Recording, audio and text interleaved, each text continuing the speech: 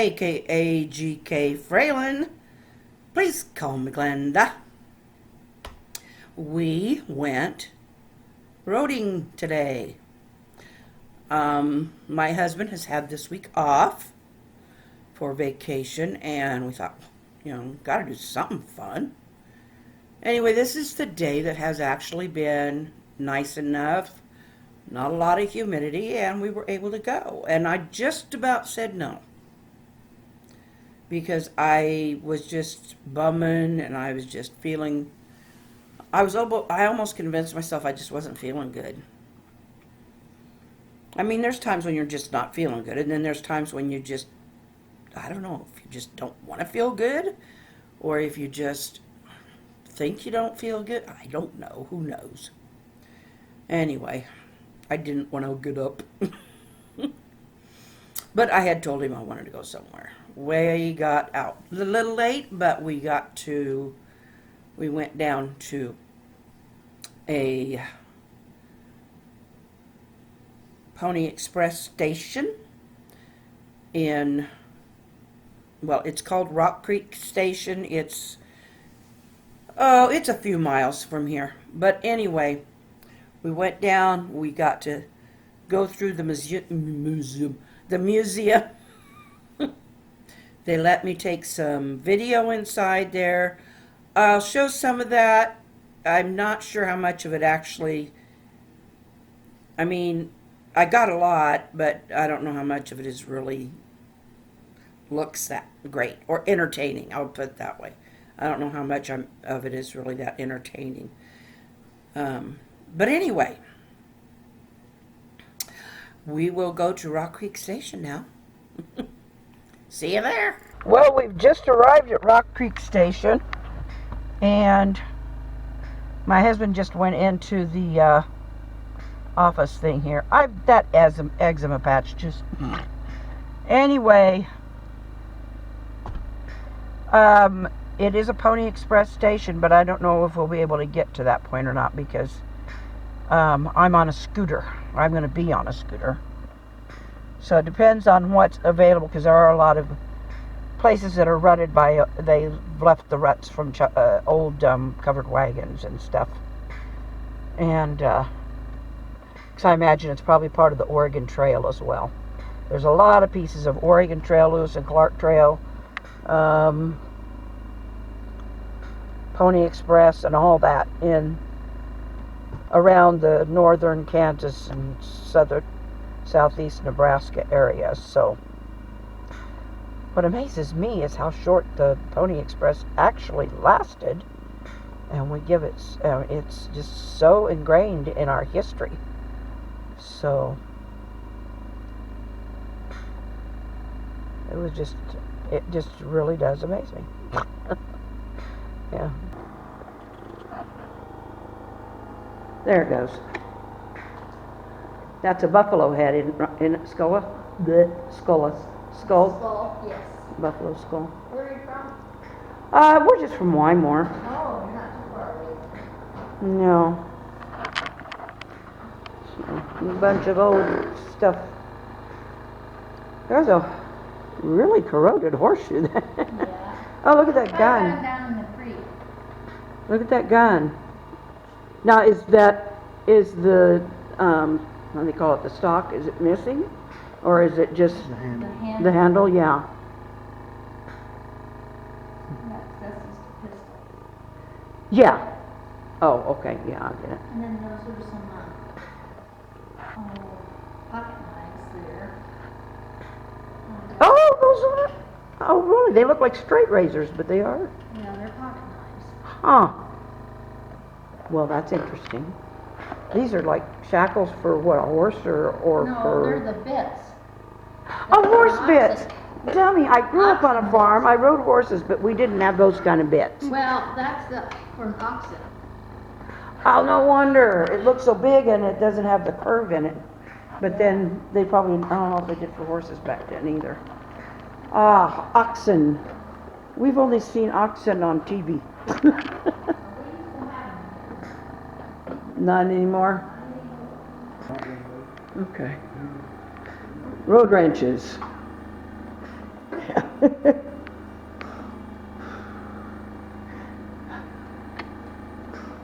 William H. Jackson, famed artist of the Old West, painted this view of Rock Creek Station. He must have gone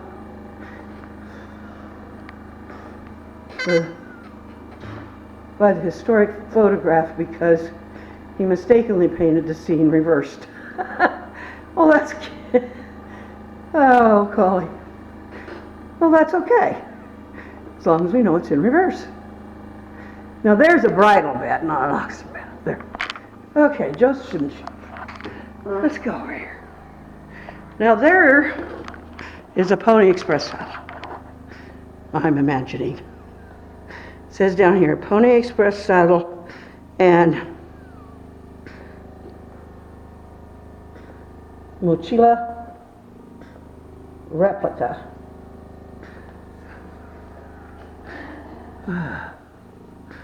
Pony Express riders who came through Rock Creek Station carried the mail in a mochila, or mochila, I don't know exactly how that's pronounced.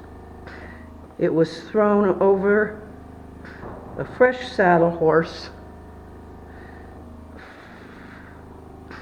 at each relay station. We thought about going to one in Kansas. Pony Express was a business venture of the firm Russell, Majors, and Waddell. Nearly 31,000 letters were carried between St.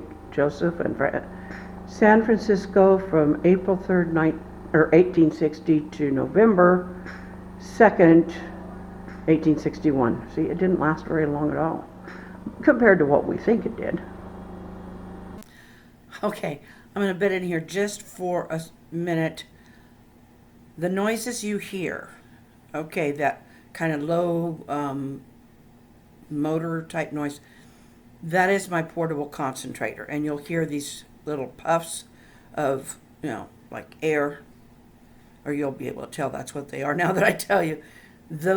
I get one of those puffs every time I take a breath through my nose. So anyway, and so you'll be able to figure out what that noise is now. I'm sorry I never explained it before. Anyway, back to the show. After his purchase of the West Ranch, David McCannels turned his attention to the East Ranch of Rock Creek.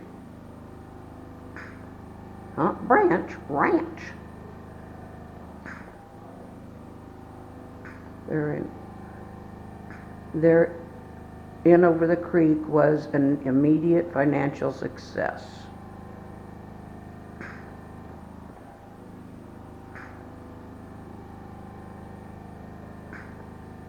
Oh, okay, he built a house and dug a well.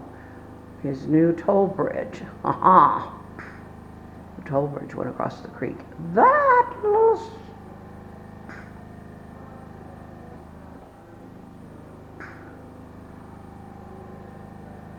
Okay.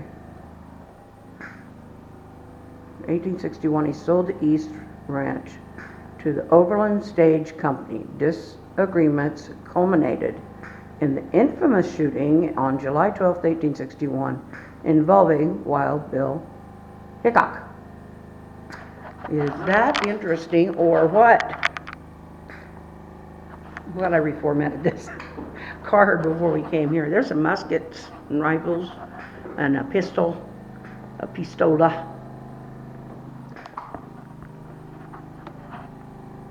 I'm not going to read you every sign. I just can't. There's that famous Pony Express rider picture that you see in so many places. Yeah. You aren't going to, but okay, this is talking about the Oregon Trail, because I was telling you, Oregon Trail went through these places. And, well, that's talking about a rainstorm. Evidently, it's coming up over that wagon train there. But anyway, there's one here.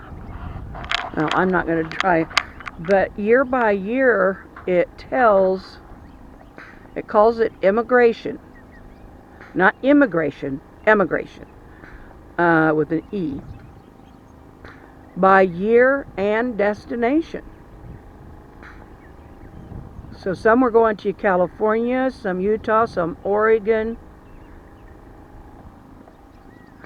The first year, let's see, 18...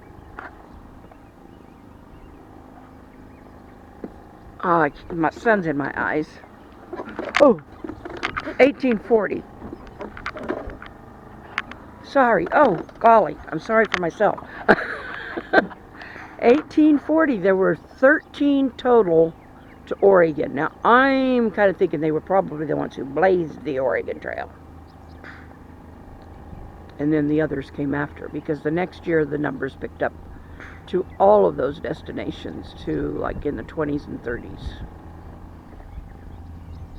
And you consider back then traveling that distance, probably wasn't nearly, they probably got 1 or 2 wagon trains a year through, because all those mountain passes they had to go through. And